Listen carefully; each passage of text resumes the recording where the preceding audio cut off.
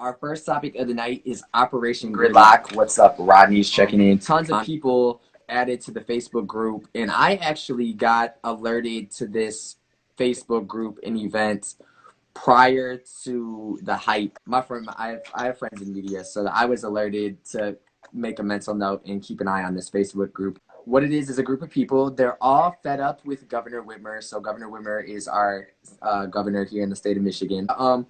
They've been taking shots at her because and firing and kind of going off on her and talking about they want her to be impeached and all these different things.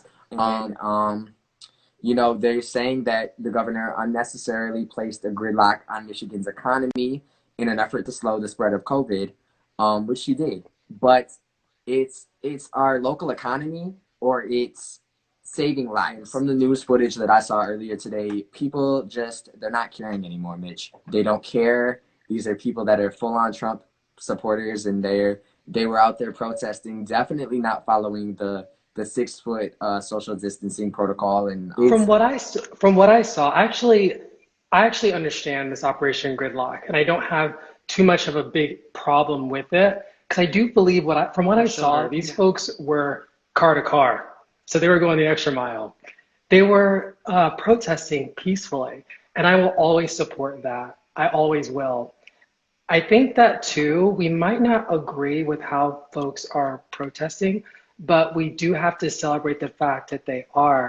What Governor Whitmer, what she has going on here, it is, in my opinion, it's a little bit extreme.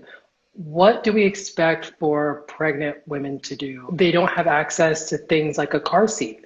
That's something that is an essential that, you know, pregnant women are not able to have during this time because of this order, this stay-at-home order. So it's not like what we have here at Georgia. We don't get fined for going outside. That's how it is over in that area. I think that's why folks are a little bit outraged.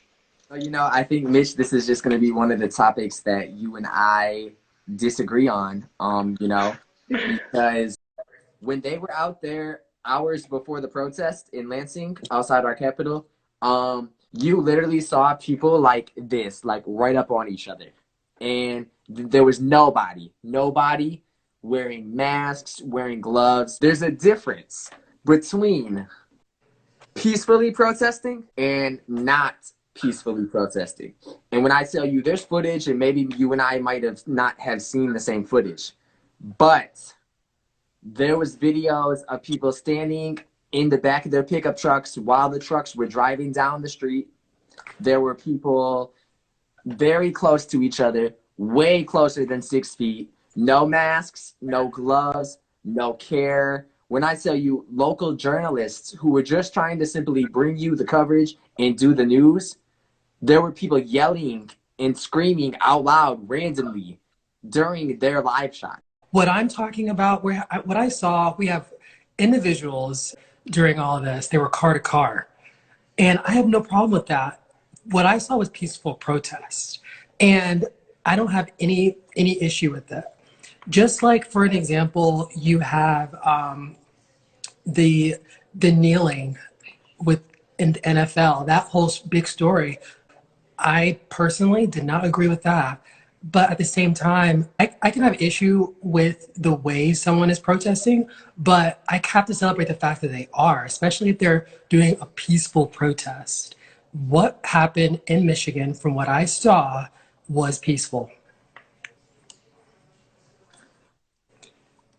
Okay, so, and this is why I love this platform, because we don't have to agree, and we can still be friends. We can still be close with each other. You know what? I'm done with this. I'm finished. But what I'm going to tell you is I'm going to pose a question to you, and yeah, sure. Outside of the show, I hope this does not offend you. But my question to you is, so, and this is to add on to this story, which I didn't say anything about yet. But so apparently it's a couple different people who posted online, and they took a picture of an ambulance in Lansing, and they were caught in the middle of this protest. So clearly you have a bunch of cars, car to car.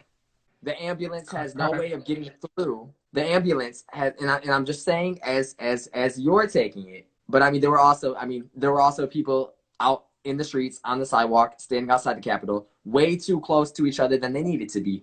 But just for the sake of this part of the story, these cars had nowhere to go. So, when you're driving and you see an emergency response team, you're supposed to pull over to the shoulder. But when you have a protest, Mitch, like this, and there's video footage, so we can, you and I can even go back and watch the footage. We can even include some of the footage in this show. Yeah, we can.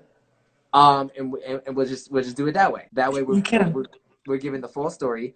But how would you feel if, so clearly, they posted this picture of the ambulance. It's stuck. It can't get to where it needs to be, which is the hospital, to transport a patient. The Michigan Nurses Association issued a statement that said, this is what they were worried about. They said that while everyone has a right to gather and express their opinions, today's protest sends exactly the opposite message that nurses and healthcare professionals are trying to get across.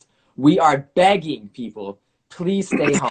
The protest was irresponsible, impeding ambulances and traffic to Sparrow Hospital, which is a local hospital in Lansing.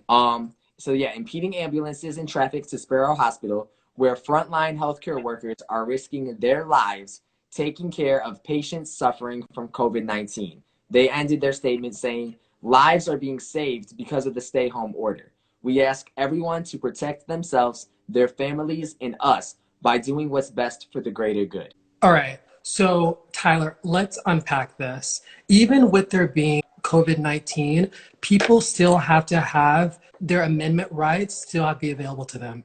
Even if it might piss folks off, even if it might be going against their government officials, it still has to be available to them. So I know we are looking at this in retrospect. Of course, we're looking at, ways that these folks could have done this better. If what you're saying is the case, which I'm not going to say that what you're saying is not the case, but if what you're saying is the case, you are so right. Those healthcare professionals should have not been blocked, but we should not block folks from being able to protest, even if there is a virus. These people did it right, in my opinion. Instead of being out in a big mob, in a big crowd, they were car to car with their protest. And I have no issue with that. I'm not saying don't go out and protest. You feel strongly about something, you want to see a change in your community, whether that's a local, state, or nationwide level, reach out to your representatives, ask them to reconsider some of the orders and executive decisions that they're making, and do it in that way. If you want to go out and protest, go stand outside without your masks, without your gloves, and go ahead and protest. See where it gets you. It's not going to hurt you to try. But what I'm saying is we could have set this up in, they've been planning out this protest all weekend long. I'm sure all these people are going to be in my DMs and on my Facebook. So I'm ready for the backlash that I'm about to receive. Well, we have someone in the comments here that is looking at, they agree with what you're saying here, talking about coffee. Can you also give us your name too when you give us your comment? Because we want to be able to, acknowledge you on here the best we can. So to chime in real quick to piggyback on that. So it's pronounced Aman, and she is a essential worker. One of my coworkers, actually, she had said, what if someone coughs in your face while protesting? Is that for me?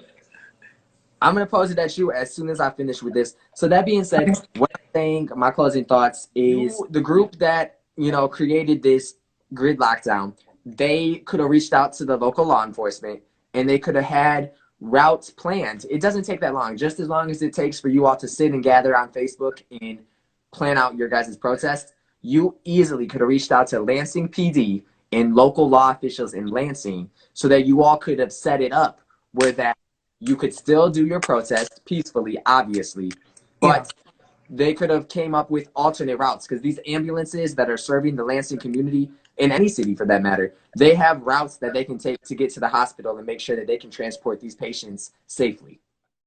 Talk to your law officials. They will more than likely work with you to make sure that everybody is safe.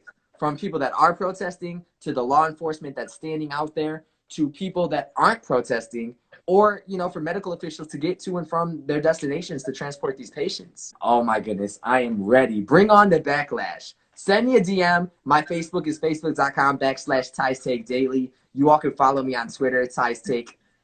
Do whatever you need to lash out and voice it. And we'll share your guys' comments. We'll share the feedback that we receive in our DMs on the show. But there's a difference between protesting peacefully and making things more difficult. So do I have the last word before we go to the next? Yeah, yeah. So Okay. I want to take away, Mitch, and you can answer Amon's question too if you'd like. Okay.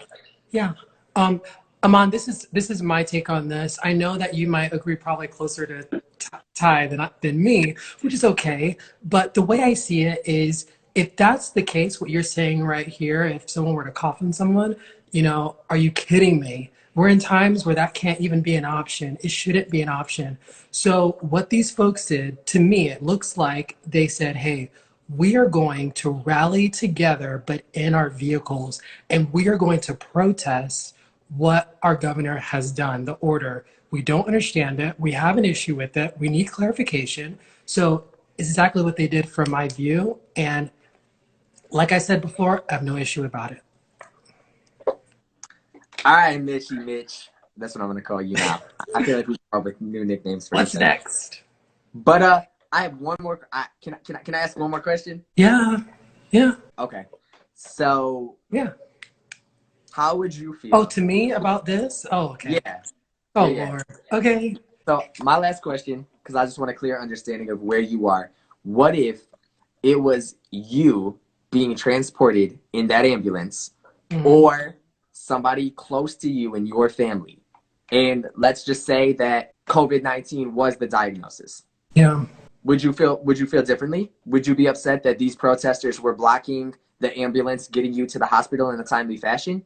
Or would you be okay? I'm not a huge super fan of hypotheticals. Since you're Thai, I'm going to answer it. When I look at that, if I was someone that was in that vehicle and I was being blocked by a protest, of course, there would be an issue with it. And that's why I said earlier, we're looking at it in right now with this, what you've given me, looking at it in retrospect. Of course, there are ways that this could have been done probably much better. And that's the benefit of looking at it after it's already been done. But yeah, there would be an issue with that. So we agree there, right? Common ground. Yeah, right. You're literally inside my head, 'cause that was my last thing that I was just about to say. So we do agree. There is an agreement within this whole thing. Health professionals should never be blocked. Yeah. Oh, you know what? So can I just tell you, I'm like, oh, I feel like I'm in the hot seat right now. I feel like. What do you mean? I'm the one getting asked all these hot seat No, questions.